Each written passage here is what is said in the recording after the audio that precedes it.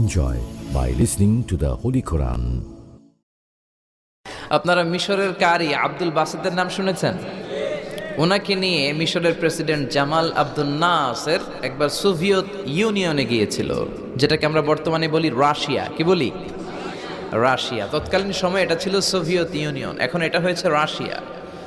তো রাশিয়াতে যাওয়ার পরে মিশরের প্রেসিডেন্ট জামাল আব্দুল নাসের ওনার সব প্রেসিডেন্টদেরকে রাশিয়ার প্রেসিডেন্টের কাছে পরিচয় করায় দিচ্ছে যে এটা আমার হোম মিনিস্টার, এটা আমার ফিনান্স মিনিস্টার, এটা আমার এডুকেশন মিনিস্টার, এটা এই মন্ত্রী, এটা ওই মন্ত্রী, এটা ওই মন্ত্রী।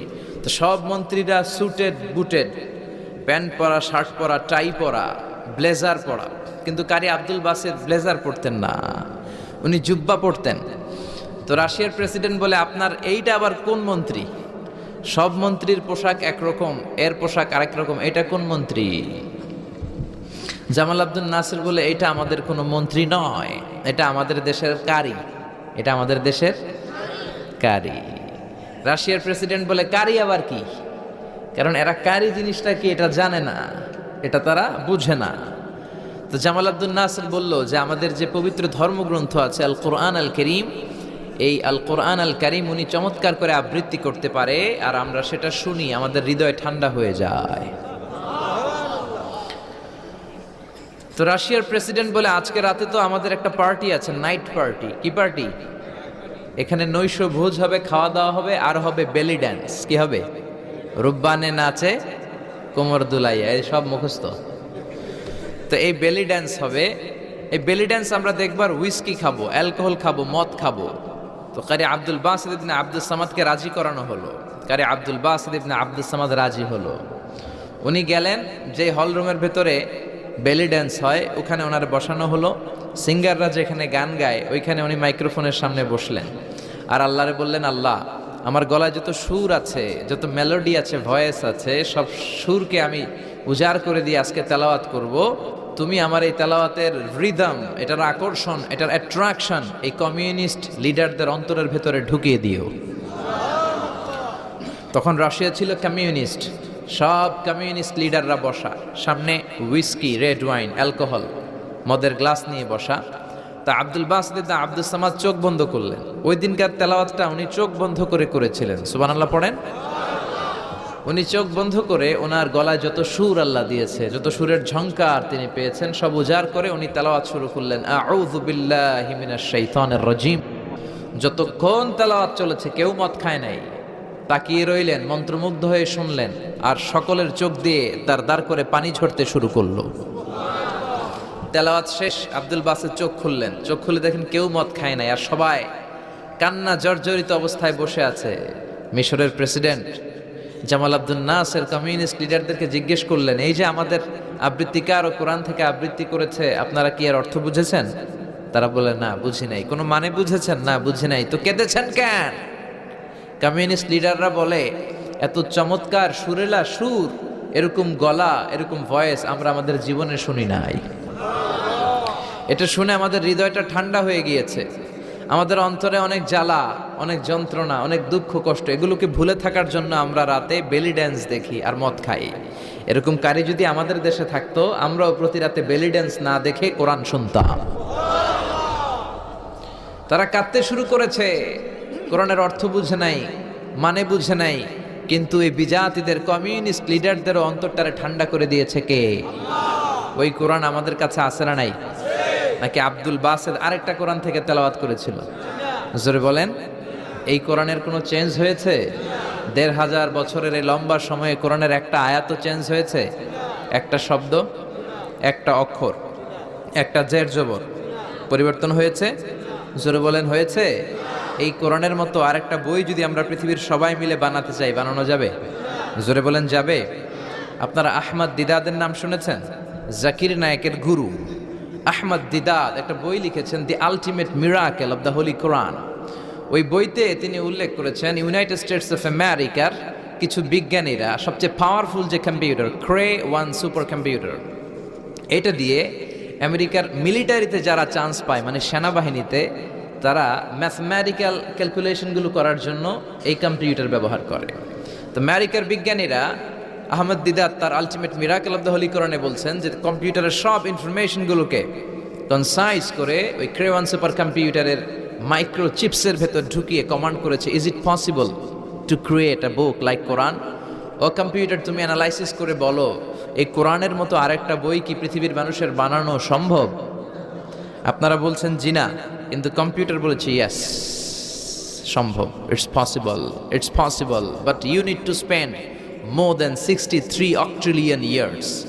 সম্ভব, কিন্তু পৃথিবীর সব মানুষদেরকে 63 অক্ট্রিলিয়ন বছর বেঁচে থাকা লাগবে আর চেষ্টা করা লাগবে। এটা শুনে বিজ্ঞানীরা তো মহা খুশি, হোক না অক্ট্রিলিয়ন আর ফক্ট্রিলিয়ন, পারাতে যাবে। কিন্তু নিউমেরিক্যাল সায়েন্স বলে যে octillion is very dangerous to reach there. Octillion হচ্ছে এমন একটা সংখ্যা যেটা পর্যন্ত পৌঁছা মানুষের পক্ষে অসম্ভব। সংখ্যাতাত্ত্বিক নিয়ম আমাদেরকে শেখায় যে সংখ্যা শুরু হয় একক দিয়ে, তারপরে দশক, তারপরে শতক, তারপরে সহস্র, তারপর উজুত, তারপরে লক্ষ, তারপরে নিযুত, তারপর কোটি, তারপর মিলিয়ন, বিলিয়ন, ফিলিয়ন, জিলিয়ন, তারপরে হচ্ছে অক্ট্রিলিয়ন। সুবহানাল্লাহ কইতে পারলেন না? এই 63 অক্ট্রিলিয়ন বছর আমাদের বাইসে থাকা লাগবে। আর 63 বছরই তো আমরা হায়াত পাই না, ঠিক কি না?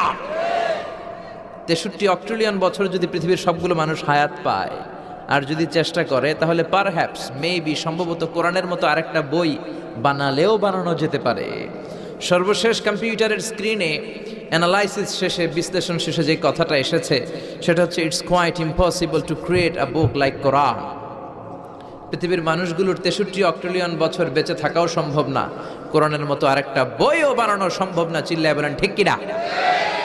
ওই কোরআন আমাদের হাতে আজও আছে না নাই? The greatest resource of power, the book of books, পৃথিবীর সবচেয়ে সেরা বই। এই বইয়ের কপিগুলো যদি কেউ আগুন দিয়েও জ্বালায় দেয়, আমাদের হাফেজ ভাইদের কলিজার ভেতরে কোরআন আছে না নাই? যদি আগুন লেগে ধ্বংস হয়ে যায়,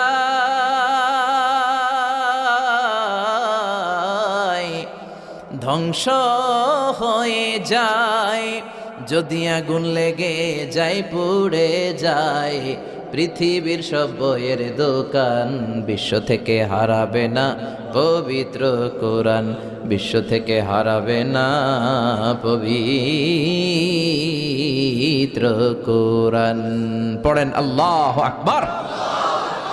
এজন্য পৃথিবীর যত কোরআন আছে আগুন দিয়ে জ্বালায় দিলে পৃথিবী থেকে কোরআন দূর করা সম্ভব নয়, কারণ হাফেজ ভাইদের কলিজায় কোরআনকে সংরক্ষণ করেছে কে?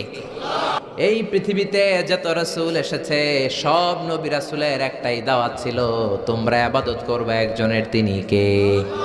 ইয়া কওমি ইবুদুল্লাহা মা লাকুম মিন ইলাহিন গায়রু। ও আমার কওমের লোকেরা, ও আমার স্বজাতির লোকেরা, এক আল্লাহ ছাড়া অন্য কারো ইবাদত করো না। জিকির করতে হবে একজনের, চাইতে হবে একজনের কাছে, সেজদা দিতে হবে একজনকে, তিনি কে? আল্লাহ ছাড়া কাউরে সেজদা দেয়া যাবে? আমাদের দেশে মাজারে যে সেজদা আছে না নাই? এই মাজারের নামে যে ভণ্ডামি, এটার সাথে ইসলামের কোনো রিলেশন আছে? সম্পর্ক আছে? এই ভণ্ডামির সাথে ইসলামের কোনো সম্পর্ক?